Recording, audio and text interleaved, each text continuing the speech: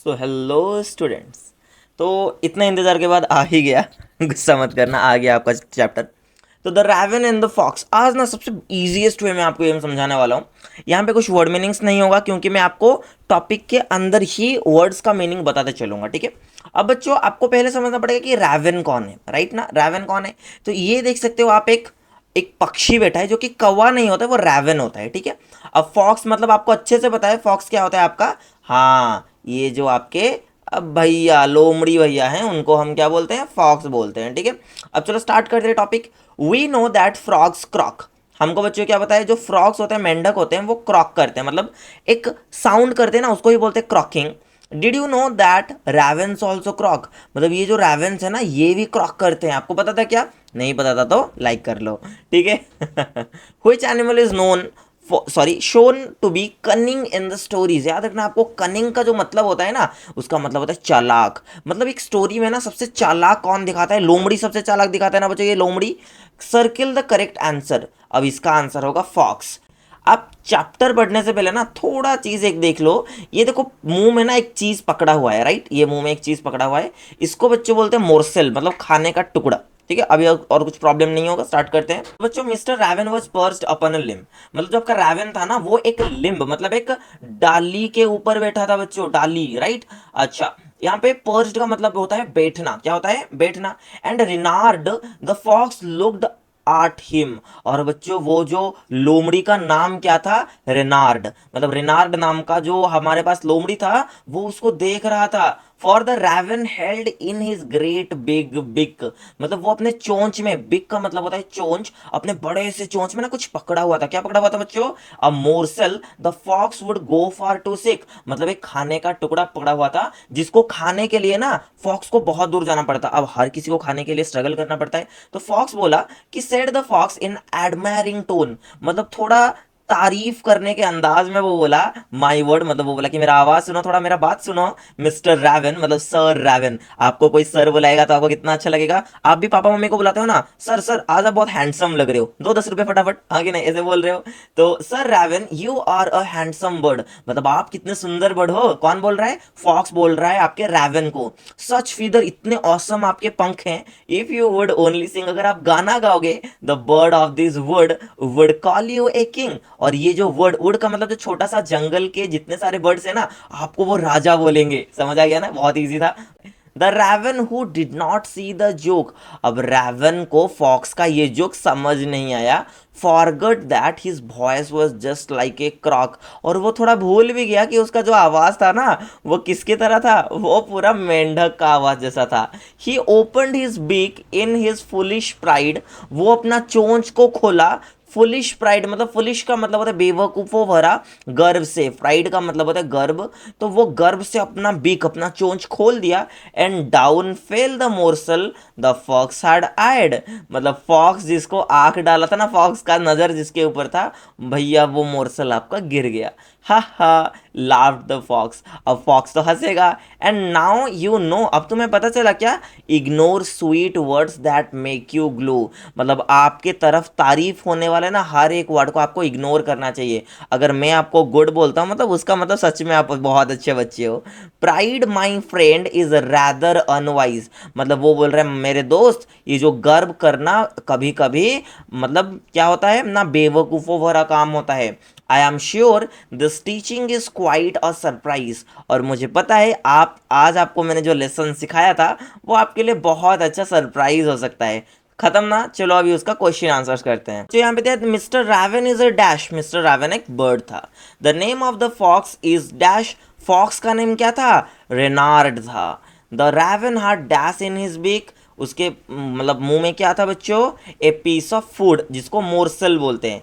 The fox calls a raven a dash bird, a good looking bird. The fox ask the raven to dash.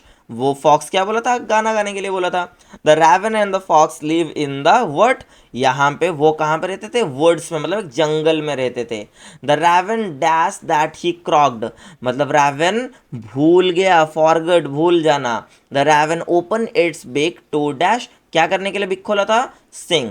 The dash fell down. कौन गिर गया बच्चों? रैवन या food? अरे food गिर गया, ठीक है। उसके बाद देखते हैं। The fox dash at the raven, the fox laughed at the raven, उसके बाद वो हंसा।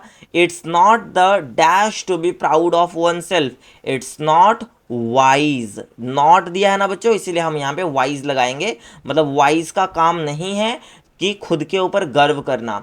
The raven learn a dash, raven ने एक लेसन सीखा बच्चों, राइट। जो पर्च का मतलब क्या होता है, खुद बोलो, पर्च का मतलब क्या होता है ना, ब्रांच के ऊपर बैठना। अब मोर्सल का मतलब क्या होता है, a small piece of wood. Seek का मतलब क्या होता है बच्चों, फटाफट बोलो, सीक का मतलब क्या होता है। सीक का मतलब होता है टू लुक फॉर समथिंग, किसी चीज को पाने के लिए सीक करना। आप भी तो दुकान के सामने बैठ के कुरकुरे के लिए जिद करते हो ना। प्राइड का मतलब क्या होता है ना, feeling that you are better than others. Eyed का मतलब क्या होता है ना, आंख डालना, मतलब इंटरेस्ट से देखना। अब लिम का मतलब क्या होता है, लिम का मतलब होता है आपका ब्रांच होता है ट्री का। अब वुड का मतलब होता है आपका फॉरेस्ट का एक छोटा सा एरिया जहाँ पे थोड़े बहुत ट्रीज रहते हो। तो यहाँ पे बच्चों बोला कि ऑर्डर में हमको सजाना है, तो फटाफट बोलो कौन सा फर्स्ट ऑर्डर होगा। पहला ऑर्डर बच्चों होगा आपका कि ये जो आपके क्रो को एक मिला था मोरसल, उसके बाद देखो वो उसको थोड़ा फुसला लिया, मतलब देख रहा था, आंख डाल रहा था, डाल दिया। उसके बाद वो उसको थोड़ा बेवकूफ़ बना के मोरसल गिरवा दिया, ये होगा थर्ड। और उसके बाद वो लेके भाग गया, ये होगा आपका फोर। उसके बाद दिया है read the following lines and answer the questions that follows. यहाँ पे एक वर्ड दिया है पूरा का पूरा, तो यहाँ पे एक पैराग्राफ दिया है, वो बोला है फिदर्स का मतलब होता है शाइनी एंड ब्यूटीफुल। क्या होता है, शाइनी एंड ब्यूटीफुल, ठीक है। Why would the birds of the wood call the Ravan king. तो यहाँ पे बोला गया है कि बर्ड्स जितने सारे वुड के थे, मतलब जंगल के जितने सारे बर्ड थे, वो रावन को किंग बच्चों क्यों बुलाएंगे। इफ ही वुड सिंग, मतलब अगर वो गाना गाएगा तो उसके ब्यूटीफुल परों की वजह से वो उसको क्या बोलेंगे बच्चों, किंग बुलाएंगे। Why does the fox address the raven as sir, मतलब एड्रेस का यहाँ पे मतलब बच्चों होता है कि क्यों फॉक्स ने यहाँ पे उसको सर बुलाया था, ठीक है, क्योंकि उसको थोड़ा फ्लैटन करने के लिए, मतलब उसको थोड़ा क्या करने के लिए, तेल मस्का थोड़ा मारने के लिए, और उसका ट्रस्ट जीतने के लिए। ट्रस्ट का मतलब होता है भरोसा जीतने के लिए, ठीक है। इसके बाद देखो यहाँ पे बोला गया है कि the raven who did not see the joke forget that his voice was a croak, he opened his beak in a foolish pride, why did the raven open his beak।